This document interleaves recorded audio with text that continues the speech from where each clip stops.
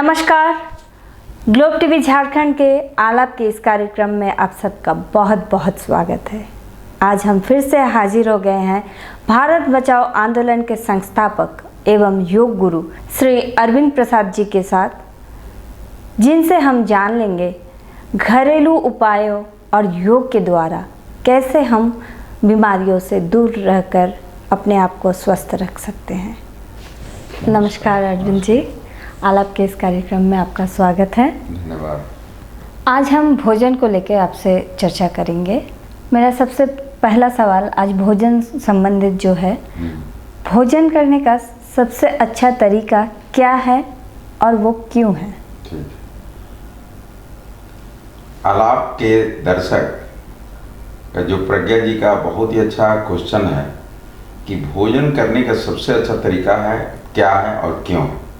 उसके पहले हम चूँकि थोड़ा सा सबको जानकारी में दे दें कि जो भारत बचाओ आंदोलन है वो राजीव भाई दीक्षित के प्रेरणा स्रोत पर काम कर रहा है और पूरे भारत को, भारत के एक एक व्यक्ति को स्वस्थ करते हुए भारत को भी स्वस्थ करने का प्रयास कर रहा है और जन जन को समझाने में कामयाब भी हो रहा है। उसी के एवज में हम लोग आलाप के भी दर्शक को यही हम लोग बोल रहे हैं कि आप जितने अच्छा से इसको समझेंगे उतने आप भी स्वस्थ रहेंगे और दूसरे को भी अगर समझाएंगे, जब तक आप समझेंगे नहीं दूसरे को समझा नहीं सकते हैं। तो आज जो कोई पहला क्वेश्चन है इसमें, भोजन करने का सबसे अच्छा तरीका क्या है और क्यों। तो आज के डेट में मैक्सिमम आदमी जो भोजन कर रहा है वो गलत तरीका से कर रहा है और वो है खड़ा होकर खाना जी। क्योंकि इसके विषय में दर्शक को जान लेना चाहिए कि पहले हमारे गांव में चाहे घर में भी सब लोगों का बैठकर खाना खाता था। पीढ़ा उसके लिए अलग रहता था, पीढ़ा पर बैठ कर खाता था, कभी ज़िंदगी में पेट नहीं निकलता था। लेकिन आज जो है हम जो पश्चिमी सभ्यता का अनुकरण करते करते हम भी खड़ा होकर खाने लगे।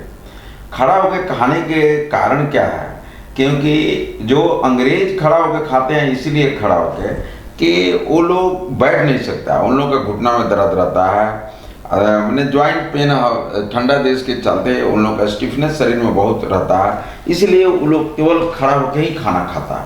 लेकिन हम भारत की प्रकृति है कि बैठ के खाना खाने से घुटना भी ठीक रहेगा और सब कुछ ठीक ठाक रहता है। तो बैठ कर ही खाना भारत में प्रचलन में है। और अगर बैठ के खाना खाएं, सबसे अच्छा तरीका है कि बैठ के ही खाना खाना चाहिए किसी भी दृष्टि से। अगर आप वैज्ञानिक दृष्टि से उसको हम यहाँ पर तुलना कर रहे हैं कि अगर आप गांव में देखती होंगी कि अभी इसके पहले भी एक टर्म आया था उकड़ू आसन, जिसको चुकामुखी आसन भी बोला जाता है। पीढ़ा रहता है, चाहे बंगाल में चलिए, उड़ीसा में चलिए, बिहार में चलिए, झारखंड में चलिए, बहुत जो गांव में लोग अभी भी जो रहता है पीढ़ा या मूज वगैरह का बना के उस पर बैठने के लिए रहता था और उस पर खाता था। उसमें देखिए आप तरीका समझ लीजिए कि अगर उसमें खा रहे हैं तो जरूरत से ज़्यादा आप नहीं खा सकते। कितना भी अच्छा खाना खा लीजिए, तो अगर आप उस पोजीशन में बैठिएगा तो एक समय आएगा कि ढकार आना चालू हो जाए, मैंने बोल देगा कि शरीर अब ज़्यादा हो गया, जितना ज़रूरत है उससे ज़्यादा। हाँ, तो ढकार आ गया, तो मतलब अब रुक जाइए। क्या एयर होस्टेस बनना और वर्ल्ड की टॉप एयरलाइंस के साथ काम करना है आपका सपना? तो 12वीं के बाद ज्वाइन कीजिए CTA aviation and hospitality management institute, now open in Jamshedpur. Practical training के साथ पाइए एयरपोर्ट और 5 स्टार होटल्स में इंटर्नशिप करने का मौका and 100% placement. Education loan available. अभी कॉल कीजिए at 7004615 बैठ के जो उकड़ू आसन में तो चुकामुखी आसन में बोला जाता है, उसमें अगर हम बैठ के खाना खाएं, एक सर्टेन टाइम पर जितना शरीर को लेना था वो ले लिया। उसके बाद आप कितना भी अच्छा खाना, मैंने मान लीजिए रसगुल्ला भी देना चाहे लोग, भारत में रसगुल्ला, तो वो शरीर उसको एक्सेप्ट नहीं करता, लगे कि नहीं अब जगह नहीं है, ढकार आना चालू हो जाएगा। मतलब ढकार आने का मतलब है कि आप रुक जाइए। लेकिन आप क्या करिए कि थोड़ा सा ना दूसरी पोजीशन चेंज कर लीजिए बैठने का, पलस्ती मार के बैठ जाइए तो वो रसगुल्ला अंदर चला जाएगा। फिर से और आप नहीं है तो कुर्सी पर बैठ जाइए, तो कुर्सी में थोड़ा सा और जगह बन जाएगा और थोड़ा सा जगह बन गया तो कुछ खा लेंगे। लेकिन और थोड़ा सा हम ऊपर उठे, जो पश्चिमी सभ्यता का नकल जो कर रहे हैं खड़ा होकर खाने का, तो खड़ा होकर खाने का मतलब जब तक आप मैंने पूरा भर नहीं जाता है तब तक आप वहां तक खाते रहिएगा जी। लेकिन प्रकृति का नियम है कि जो पेट है 1/3 भोजन 1/3 पानी के लिए छोड़ना है और 1/3 हवा के लिए छोड़ना है, तब इसका पाचन क्रिया जो होगा बहुत ही अच्छा से होगा। अब हम क्या किए कि जो पश्चिमी का अनुकरण करके हम खाना को पूरा खा लिए और वो खाना पकने में जो पाचन क्रिया में वो होगा नहीं, क्योंकि आप एक गृहिणी के रूप में अगर सोचती हैं कि अगर मान लीजिए कि चावल बनाना है, हम पूरा उसको जो बर्तन है वो चावल से भर दिए, चाहे दाल से भर दिए, चाहे सब्जी से भर दिए, आप बताइए कि वो पकेगा? जी नहीं, किसी भी हालत में नहीं पकेगा। जैसे अब उबलना चालू करेगा सब बाहर फेंक देगा। तो वही है भारत में, हम लोग क्या कर रहे हैं, हमारा जो प्रकृति है कि बैठ के खाने का वो हम भूल गए, आप पश्चिम का अनुकरण कर लिए, जिसके चलते हम लोगों को जितना खाना चाहिए उससे मैंने 1/3 खाना चाहिए तो पूरा खा ली, और उसके चलते मोटापा और तरह तरह का बीमारी बढ़ते जाता है। अब जो भारत में प्रकृति, हम क्वेश्चन इसका दूसरा है कि क्यों नहीं हम, इसका कारण क्या है कि हम बैठ के खाना सर्वोत्तम माना जाता है। आप जानती हैं कि एक इक्विलिब्रियम होता है, संतुलन होता है। तो जब हम बैठ के खाना खाते हैं तो जो हमारा जो केंद्र है, शरीर का एक केंद्र होता है, सेंटर होता है, जैसे सेंटर ऑफ ग्रेविटी है, तो उसका सेंटर जो है एकदम मणिपुरी चक्र पर जाके कंसाइड करता है। और जब हम खाना खाते हैं तो खाना से जो हमको पौष्टिकता मिलनी चाहिए पचकर माने पकने के बाद उस शरीर के सारे अंगों में बराबर डिस्ट्रीब्यूट करता है, माने पूरे अंग में, ये नहीं कि किसी को कम, किसी को ज़्यादा, किसी को कम देता है। शरीर के सारे अंगों को बराबर मात्रा में मिलने लगता है, जिसके चलते वो आदमी स्वस्थ रहने लगता है। लेकिन वही स्थिति हम अगर खड़ा हो गए, चाहे कुर्सी पर बैठ गए, चाहे और भी कुछ तरीका अपना लिए खाना खाने का, और तब हम अगर खाते हैं तो उसका जो सेंटर ऑफ ग्रेविटी और शरीर का ग्रेविटी जो सेंटर है वो दोनों मिसमैच करेगा, और जहाँ जरूरत नहीं है वहाँ पर ज़्यादा भोजन दे देगा।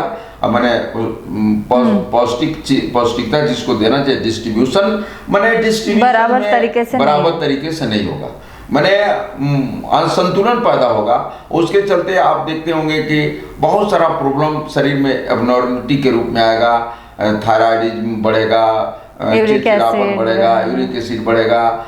तो अब ये हम लोग इस पर भी चर्चा करेंगे। तो आम बात हो गया हाई ब्लड प्रेशर, जितने भी मतलब जो नहीं होना चाहिए उस शरीर में होना चालू होगा। सिंपल में आप समझ लीजिए कि अगर खाना हम खा रहे हैं, अब खाना 100% पच जा रहा, माने पक रहा, तो 100% पक रहा, तो दुनिया में कोई भी रोग आपको नहीं होगा। मतलब ना यूरिक एसिड बनेगा, न ट्राइग्लिसराइड बनेगा, न एलडीएल बनेगा, न VLDL बढ़ेगा, न कुछ नहीं होगा। मतलब शुगर से लेके डायबिटीज, BP से लेके जितना तरह का रोग आपको होना ही नहीं चाहिए। अगर जितने भी रोग हो रहा है तो समझ लीजिए कि जो आप खाना खा रहे हैं वो उसका ढंग से पाचन क्रिया नहीं हो रहा, ढंग से पक नहीं रहा। अब पकने में बहुत सारा कारण है, पानी का भी फॉर्मूला है, बहुत सारा मैंने शरीर में है। तो मतलब भोजन का जो सही तरीका जो इसका है कि हमको बैठकर ही खाना खाएं। अगर आप उकड़ू आसन या चुकामुखी आसन में नहीं बैठ सकते हैं तो पलस्ती मार के बैठिए, लेकिन जमीन पर ही बैठ के खाना खाइए, जिससे शरीर के सारे अंगों को समान रूप से भोजन भी मिल जाएगा और शरीर को सूक्ष्म पोषक तत्वों की भी वृद्धि हो जाएगी और शरीर बीमार भी नहीं पड़ेगा।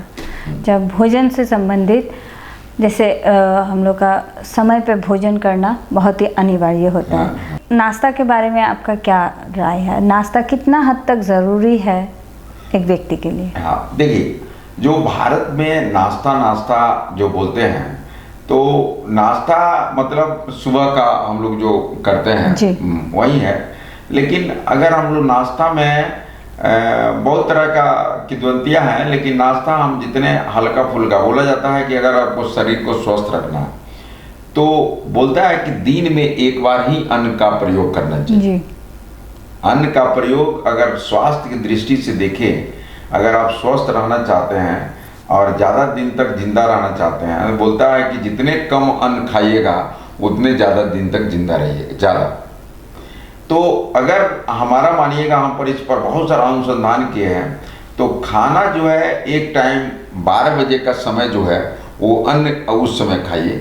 और जो सुबह में नाश्ता के रूप में अगर नाश्ता लेती हैं, नाश्ता लेना भी चाहिए, तो उसमें कोशिश करनी चाहिए कि अंकुरित मूंग हो गया, अंकुरित दाल, चना हो गया, अंकुरित मूंगफली हो गया, और उसमें 10-15 को दाना गेहूं का भी डाल देते हैं। और पूरा अगर इसको अंकुरित करने के बाद उसमें किशमिश डाल दीजिए, गुड़ डाल दीजिए और उसको चबा चबा के खा लीजिए, चबा चबा के खा लीजिए, पूरा चबा चबा के खा लीजिए, तो वो आपको अच्छा रहेगा। नहीं तो अगर मान लीजिए कि जैसे फल कभी ले लिए, फल में सेब हुआ, पपीता हुआ, अमरूद हुआ, खीरा है, खीरा के बारे में बोल जाता है, खीरा सुबह का खीरा हीरा, 12 बजे का खीरा जीरा, मतलब कम फायदा करता है। और रात का खीरा में तो खाना ही नहीं चाहिए कीड़ा के रूप में, मतलब रात में खीरा नहीं खाना चाहिए। तो सुबह में मान लीजिए कि आप पपीता खा लीजिए, कभी गाजर खा लीजिए, कभी अंकुरित मूंग खा लिए, चाहे मान लीजिए कि बहुत आदमी है जैसे हम हैं कि सुबह में कोशिश करते हैं कि एक जो नारियल, जो डाब बोला जाता है उड़ीसा में चाहे बंगाल में, डाब का पानी वो पी लिया, जो उसमें से नारियल निकला उसको खा लिया। और फिर से 12 बजे एकदम नियत समय पर अगर हम खाना खाते हैं और शाम का भी भोजन में उसी तरह का कुछ हल्का सामान हम ले लिए तो सर्वोत्तम है। तो कोशिश करना चाहिए कि नाश्ता में हम जितने हल्का ले लें, और फिर से 12 बजे जो भी आपको मन पसंदीदा भोजन है वो 12 बजे का लॉजिक यही है कि 12 बजे आपका सूर्य का जो तेज है वो शरीर पर माने ज़्यादा सीधा असर पड़ता है, और 12 बजे आपका शरीर का पित्त मतलब अग्नि बहुत ज़्यादा तेज बढ़ा रहता है, जलता है। तो इस भट्टी में जो भी डाल देंगे अच्छा से उसको पचा देगा। इसलिए जो भी आपका मन पसंदीदा, जो भी आपको मन करता है खाने के लिए, तो बाहर का भी तो न खाएं, क्योंकि बाहर का अगर मान लीजिए कि जो भी आपको मिलता है वो इतना अच्छा नहीं माना जाता है। तो जो आपको मन लगता है कि नहीं हाइजीनिक नहीं होता, हाँ, जो आपको मन लगता है कि नहीं हमको 12 बजे हमको खाने का मन कर रहा है, तो आप अपने घर में बनाइए और उसको 12 बजे खाइए। लेकिन भारत में अभी हम देख रहे हैं कि सुबह का किसी तरह चाय और बिस्कुट लोग करके नाश्ता में चला गया, 12 बजे नाश्ता रोटी या कुछ हल्का फुल्का लेके 12 बजे टिफिन में लेके चला गया, 12 बजे खा लेगा, और रात में ही दम भर मीट मछली मुर्गा जो भी है लोग खाता है, और उसी के चलते बीमार होता है ज़्यादा। और जितना भी आप जो गांव में चल जाइए, अभी भी गांव में बचा हुआ है कि वो लोग सूर्यास्त होते होते उसके पहले खाना खा के आराम से कुछ देर के बाद गप वप करके 2 घंटा 3 घंटा के बाद सो जाएगा, और तब सुबह में अपना काम मस्ती से करेगा। लेकिन जो शहरी वातावरण है, जो पश्चिमी सभ्यता को अपना लिए हैं, वे लोग रात में 10, 11, 12, 1 बजे तक खाना खाते हैं और फिर से दिन में सोए रहते हैं लेट तक। तो इसमें उसी के चलते, और हम देखें मैक्सिमम जो पश्चिमी सभ्यता को अनुकरण में रहते हैं उनको बीपी, शुगर, कोलेस्ट्रॉल, जितने भी बड़ा बीमारी है उनको पकड़ लेता है। तो खान पान को जब तक हम सुधारेंगे नहीं तब तक हमको उतना फायदा करेगा नहीं। दिन में खाना खाने के बाद विश्राम करना चाहिए या नहीं? बहुत ही अच्छा क्वेश्चन किया है। अब क्वेश्चन है कि खाना खाने के तुरंत बाद विश्राम करना चाहिए या क्या करना चाहिए। तो अगर दिन का भोजन में हम खाना खा रहे हैं, दिन का भोजन कर रहे हैं, तो एक आसन है, एक ही आसन है जिसको आप लोग सभी लोग जानते होंगे, जिसका नाम है वज्रासन। तो चाहे रात में भोजन करिए चाहे दिन में भोजन करिए, कोशिश करिए कि उस आसन में जरूर बैठिए। एक ही ऐसा आसन है जो भोजन करने के बाद किया जाता है, वज्रासन। तो कोशिश करिए कि वज्रासन में जरूर बैठें, और वज्रासन में बैठने के बाद दिन के भोजन के बाद बोला जाता है कि मैक्सिमम 45 मिनट तक आराम कर लीजिए। आराम करना दिन के भोजन के बाद जरूरी है, क्योंकि इसको जो दिन को जो हमारा शरीर है उसको सूर्य चलाता है। तो जैसे खाना खाइएगा तो शरीर में गर्मी आएगा, तो उसमें आराम कर लीजिएगा तो थोड़ा ठंडा महसूस होगा, विश्राम मिल जाएगा और जो पाचन क्रिया है वो अच्छा से मैनेज हो जाएगा। लेकिन हम 50 मिनट से 1 घंटा 1.5 घंटा लोग सोने लगता है, जिसके चलते मोटापा बढ़ने लगता है। मतलब सोना नहीं है, हाँ। खाली आपको शरीर को विश्राम देना है। नींद भी ले सकते हैं, लेकिन मैक्सिमम 45 मिनट जी 45 मिनट से ज़्यादा अगर ले रहे हैं, उसमें ले रही हैं आप लोग, चाहे जो भी हो। हम लोग क्या करते हैं, जब खाना खाने के बाद सो गए तो सो गए, 2 घंटा सो गए, तो निश्चित रूप से मोटापा बढ़ेगा, इसको कोई नहीं रोक सकता। जैसे कि कामकाजी जो व्यक्ति होते हैं उनके लिए तो सोना पॉसिबल नहीं है, ऑफिस में जो काम करते हैं या फिर बाहर कहीं भी काम करते हैं, तो वो लोग क्या करेंगे? वो लोग वज्रासन में बैठ लें। जी अगर मान लीजिए कि ऑफिस में काम कर रहे हैं, हम लोग बहुत जगह जाते हैं, लोग 10-15 मिनट व्हील चेयर है तो हम कैसे बैठ पाएंगे? हम उसमें भी आप एडजस्ट करके बैठ सकते हैं। आज आप बैठ के आप कंप्यूटर में काम भी कर सकते हैं, जो कामकाजी में कंप्यूटर में बैठ के करना है तो कोशिश करिए कि वज्रासन में बैठ जाए, वहाँ पर थोड़ा बैलेंस करें। अच्छा, ऐसा चीज़ हम व्यवस्था कर लें कि वज्रासन में बैठ जाए और वज्रासन में बैठने के बाद काम कर लें। लेकिन कोशिश करना चाहिए कि बहुत सारा जो राजीव भाई हम देखे हुए थे कि बहुत विदेश में भी भ्रमण करते थे, तो वो लोग भारत की पद्धति को अपना रहा है। वो लोग क्या करता है कि नेसेसरी खाने का समय मान लीजिए कि 12 बजे हुआ, 12 बजे से 12:30 तक, 12:50 तक वो लोग रेस्ट करने के लिए ऑर्डर दे देता कि आपको सबको सोना ही है। चूंकि जो 12 बजे के खाने के बाद जो सोने के बाद जो इफिशियंसी शरीर को मिलता है ना, वो पूरा फुल एनर्जी के साथ मिलता है। तो वो लोग जो विदेश में भारतीय सिस्टम को जो समझ रहा है ना, तो वो लोग क्या करता है कि जब बोलता है कि अगर मान लीजिए खाना खाने के बाद हम इससे काम करवाएंगे तो मैंने नींद आते रहेगा, सुस्ती आएगा और सुस्ती आके लगेगा कि उसको नींद का भी थोड़ा सा लगेगा, झपकी आते रहेगा। तो झपकी आते रहेगा तो अच्छा रहेगा कि इसको हम आधा घंटा का रेस्ट दे देते हैं। आज आधा घंटा के बाद अगर वो रेस्ट के बाद आएगा तो फुल एनर्जी के साथ आएगा और जितना उसको मैनेजमेंट को काम कराना था उससे ज़्यादा कहीं काम कर देगा। लेकिन अगर वो आप रेस्ट जो नहीं देते हैं, जो भारतीय कल्चर में तो अभी नहीं है, ये लोग पश्चिम का अनुसरण करता है जो पहले का, लेकिन भारत का जो कल्चर है विदेश को भाग गया है। और वो लोग नेसेसरी, आपको जरूरी है कि बहुत सारा कंपनी में राजीव भाई बताया भी है कि वो लोग जानबूझ के आधा घंटा क्या बोलते हैं कि जाकर तुम उसको सो जाओ आधा घंटा। उन लोगों को सोने के लिए हर जगह बहुत जापान वगैरह में बना व्यवस्था किया हुआ है, तो वो लोग सो जाएगा, जब उसके बाद उठेगा तो एकदम फुल एनर्जी के साथ आएगा और पूरा आराम से काम करेगा। तो जरूरी है कि दिन के भोजन के बाद जरूर कुछ अगर समय मिलता है तो 15-20 मिनट 30 मिनट भी विश्राम ले लीजिए और थोड़ा सा वज्रासन में बैठिए। देखिएगा आपका शरीर इतना तरोताजा होगा। अब आप देख लीजिए, आपको हम जितने भी दर्शक आप देख रहे हैं, आप देख लीजिएगा। एक हम आपको उदाहरण बता रहे हैं, आप खाना खाने के बाद तुरंत किसी कार में चाहे बस में बैठ के चले जाइए, देखिएगा दिन भर झपकी आते रहेगा। और आप खाना खाने के बाद 15 मिनट ही आराम ले लीजिए और तब किसी कार में बैठ के सफ़र करिए, एक बार भी झपकी नहीं आएगा। अगर ये हम बोल रहे हैं, आपको लग रहा है कि चेक कर लीजिए, कभी आपको पता चल जाएगा, प्रत्यक्षम किम प्रमाणात्। बहुत अच्छा जी। रात्रि का भोजन किस समय करना चाहिए?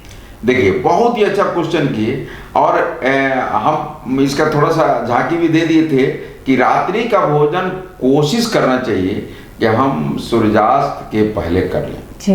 अगर जो भी व्यक्ति हमारा बात अगर सुन रहे हैं, शुगर के पेशेंट को अगर हम सूर्यास्त के पहले, चाहे जो भी अगर पेशेंट नहीं हो, वो खाना खाने का आदत डाले तो आपको शाम वाला भोजन सूर्यास्त के पहले, तो बहुत सारा बीमारी से बच जाएंगे। हम एक आदमी को, 2 आदमी हमको फ़ोन किया कि हमको शुगर बीपी बढ़ रहा और उसको बीपी के चलते और भी धीरे धीरे तनाव बढ़ रहा था पूरा। तो हमको क्वेश्चन किया कि क्यों, क्या करें हम? तो वो ड्यूटी से 6:30 बजे आता है तो पहले नाश्ता पानी करेगा, भूजा जो भी हल्का फुल्का आहार लेगा, करीब 10:30-11 बजे खाना खा कर सोएगा। तो हम कह रहे कि आपसे अगर और कुछ नहीं होता है तो अपने पत्नी को बोलिए कि घर में खाना तैयार करेगी, रोटी सब्जी जो भी रात में खाते होंगे। आज आप 6:30 बजे जाते हैं तो पहले खाना हाथ पैर धो के खाना खा लीजिए और थोड़ा सा आप चूंकि रात में अगर खाना खाते हैं तो आप जरूर, आराम नहीं है, रात के भोजन के बाद आराम नहीं करना। जी, ये सवाल है, क्या रात को खाने के बाद तुरंत सो जाना चाहिए या नहीं? नहीं, रात को, वही तो बता रहे हैं, रात के भोजन के बाद जैसे मान लें सूर्यास्त के आसपास हम खाना खा लिए, तो हम खाना खाने के बाद वज्रासन बैठे और अब आप हरकत में रहिए, मतलब काम कुछ करते रहिए, जैसे नहीं होगा तो चलते फिरते रहिए। बोलता है कि भोजन के बाद, रात्रि भोजन के बाद अगर कुछ नहीं कर सकते हैं तो 500 से 1000 जरूर कदम टहलना चाहिए। इसमें चूंकि अब जो है सूर्यास्त के बाद इस शरीर पर किसका वर्चस्व हो जाता है? चंद्रमा। तो चंद्रमा शीतल है, तो खाने के बाद उसको शरीर को गर्मी चाहिए, तो थोड़ा सा चलिएगा फिरिएगा, इधर उधर अपना काम में लग जाइए और आपका पाचन भी क्रिया अच्छा से हो जाएगा और किसी तरह का बीमारी नहीं होगा। तो कहने का मतलब है कि भोजन करने के तुरंत बाद अगर सोते हैं तो हो सकता है कि अगर हार्ट अटैक, अच्छा बड़ा बीमारी हो सकता है। तो रात्रि भोजन के बाद, रात्रि का जो सबसे अच्छा समय है सूर्यास्त के पहले कर लें, देखिएगा आपको बीमारी ही नहीं होगा, इतना अच्छा आपका जीवन चलेगा। लेकिन अब जो भारतीय संस्कृति में पहले के, आप भी जानते होंगे कि पहले के लोग अपने घड़ी उड़ी नहीं देखता था, सूर्य को देखता था कि अभी डूबने वाला है। उस समय से महिलाएं खाना वाना बना के रेडी रहती थी और खाना वाना खा के आराम से खाना खा लिया, सब लोग खिला दिया और उसके बाद कुछ बातचीत होगा इधर उधर, तब करके कभी बीमार लोग नहीं पड़ता था। लेकिन आजकल के डेट में पहले अभी स्थिति हो गया कि पहले नाश्ता करेगा, अभी तो स्टार्टर चला हुआ है कि पहले स्टार्टर लेगा फिर से भोजन करेगा। अब कितना खाली भोजन ही करेगा, पानी भी नहीं पिएगा, तो तरह तरह का ये सब दिक्कत आता है। तो कोशिश करना चाहिए कि रात्रि भोजन के बाद तुरंत किसी भी हालत में अगर कहीं विशेष परिस्थिति हो गया कि खाना खाएगा तुरंत अगर सोइएगा तो वो बात अलग है कि 1-2 दिन एक्सेप्शन केस होता है, लेकिन कोशिश करें कि खाना खाने के बाद कम से कम 2 घंटा जगे रहें और अपना कुछ काम करते रहें। हाँ, खाली घर शैतान का होता है, तो आप खाना समय पर खा लें। एक दिमाग में रहना चाहिए कि हमको जो भी खाना खाएं एक नियत समय पर खाएं, नियत समय पर ही उसको भूख मांगता है और तब आपको शरीर को भी पोषक तत्व भरपूर मिल जाता है और निश्चित रूप से फायदा होता है। सर, एक बहुत अहम सवाल है, भोजन करते वक्त हम लोग को किस दिशा में भोजन करना चाहिए? बहुत ही अच्छा, देखिए जो भोजन करने का दिशा है इसमें भी बहुत बड़ा है कि भोजन किस दिशा में बैठ के करना चाहिए। सबसे अच्छा दिशा अगर माना जाता है तो पूरब की दिशा। तो आप बोलिएगा ना, हम कहीं कोई खाना खिला रहा है तो हम किस दिशा में करना चाहिए, कैसे हम देखेंगे, कैसे पता चलेगा? तो आप देखे होंगे हर मोबाइल में कंपास रहता है, चेक कर लें कि हम किस दिशा में बैठे हुए हैं। तो सबसे अच्छा दिशा जो होता है ना, पूरब दिशा होता है। पूरब दिशा मैंने, हम जब बैठे हुए हैं तो पूरब सूरज जो निकलता है उस दिशा में बैठ के हम खाएं तो सर्वोत्तम माना जाता है। अब पूरब दिशा अगर नहीं मिलता है तब आप उत्तर दिशा में खाइए। आप जानती होंगी कि जब कोई श्राद्ध करना, कोई हमारे घर में बड़े चाहे कोई भी मर जाता है तो जो दाग लेता है उस दिन किस दिशा में खाता है? दक्षिण दिशा में खाता है। तो दक्षिण दिशा में खाया हुआ भोजन माने उनको मिलेगा, माने जो जिनको हम श्राद्ध कर रहे हैं उनके लिए हम खा रहे हैं, मतलब प्रेत को मिलता है ना, जो जिनके लिए हम कर्म कर रहे हैं उनको मिल रहा है। और पश्चिम दिशा में तो अभी तक अनुसंधान नहीं हुआ, तो पश्चिम दिशा में नहीं खा के हमको सबसे अच्छा तरीका है अगर खाना हम जो खा रहे हैं वो पूरब दिशा में खाएं। क्योंकि पूरब दिशा में खाइएगा तो उस दिशा का भी बहुत बड़ा महत्व होता है इस शरीर पर। तो दिशा का भी अपना अपना फैक्टर है कि उससे कुछ ऐसा ही निकलता है जो खाते वक्त शरीर को मिलता है, तो उसके रोग प्रतिरोधक क्षमता को बढ़ाता है। और नहीं तो उत्तर दिशा में खाइए और दक्षिण और पश्चिम दिशा में कभी नहीं खाना चाहिए। भोजन किस बर्तन में खाना चाहिए या पकाना चाहिए? देखिए, पहले क्वेश्चन है कि किस बर्तन में खाना एक क्वेश्चन है। तो बर्तन सब अगर जो है प्रयोग, इसमें सबसे अच्छा भोजन अगर हम देखते हैं तो अगर केला का पत्ता पर अगर भोजन करते हैं तो समझिए कि हम माने बहुत ही अच्छा काम कर रहे हैं। अगर आप केरल वगैरह में जाइएगा तो जो उसमें लोग केला के पत्ता में ही खाना खाते हैं। अगर बर्तन भी देते हैं तो ऊपर में केला का पत्ता दे देते हैं और तब खाते हैं, सबसे सर्वोत्तम माना जाता है। मतलब समझिए कि आप अमृत खा रहे हैं, इतना अच्छा केला का पत्ता है। तो केला का पत्ता में ही अगर भोजन करें या नहीं तो मिट्टी का बर्तन में तो हम लोग अच्छा माना जाता है, लेकिन मिट्टी का बर्तन में खाना एक बार खाने के बाद उसको फेंकना पड़ेगा, तो कितना आप फेंकिएगा, महंगा भी पड़ेगा। तो उसके जगह पर अगर मिट्टी के समतुल में आता है तो शीशा का बर्तन आता है। शीशा का बर्तन में भी खाना अच्छा माना जाता है, और नहीं तो फूल का बर्तन जो कांसा होता है, कांसा, वो खाने के लिए सबसे अच्छा माना जाता है। मतलब शीशा, कांसा का बर्तन। प्लास्टिक जो एल्युमिनियम और प्लास्टिक के बर्तन में भूल कर भी खाना नहीं खाना चाहिए। इससे डिसरप्टिंग केमिकल्स निकलता है जो कैंसर को बढ़ावा देता है। खासकर जो प्लास्टिक एल्युमिनियम का बर्तन में जो खाना खाने से निश्चित रूप से आप देखते होंगे, जो कुकर में खाना बनाते हैं उसमें कुकर में जो खाना बनता है, आप देखते होंगे दाल अगर बन गया तो ऊपर में एक लेयर होता है उजला, आप देखते हो, गौर करिएगा तो उजला एक लेयर होता है। उजला लेयर है एल्युमिनियम, और वो बोलता है कि शरीर में अगर 5 मिलीग्राम डिपॉजिट हो गया तो कैंसर हो सकता है, इतना हानिकारक है। तो प्रेशर कुकर में तो खाना बनाना ही नहीं चाहिए, चाहे एल्युमिनियम के बर्तन में खाना नहीं बनाना चाहिए। अभी जो लेटेस्ट रिसर्च आ रहा है, अगर जो मैक्सिमम अभी बता रहा है कि 6 महीना के अंदर में 10% कैंसर पेशेंट बढ़ गया है। तो जो हम लोग क्या करते हैं कि खाना जो बाहर से आजकल के क्या है कि घर में लोग खाना बनाना, जो अपने को हाई फाई समझते हैं, वो घर में खाना नहीं बनाते हैं और पैक करवा के लाते हैं। अब गर्म खाना अगर प्लास्टिक के साथ पैक करवा दिए तो निश्चित रूप से भगवान अगर बचा लिया तो ठीक है, नहीं तो उनको कैंसर पकड़ता ही है। तो लेटेस्ट जो वैज्ञानिक लोग रिसर्च कर रहा है, वो देख रहा है कि खाना अगर हम प्लास्टिक के बर्तन में गरम गरम पैक करते हैं तो निश्चित रूप से कैंसर की तरफ हम लोग जा रहे हैं। और है कि किस बर्तन में, तो हम लोग इस पर चर्चा कर चुके हैं। हाँ, चर्चा कर चुके हैं कि किस बर्तन में सबसे अच्छा माना जाता है। मिट्टी का बर्तन सबसे अच्छा है, उसके बाद कांसा का बर्तन, उसके बाद पीतल के बर्तन, उसके बाद लोहा का बर्तन, उसके बाद मिट्टी के बर्तन, एल्युमिनियम का बर्तन। सबसे खराब एल्युमिनियम और कुकर।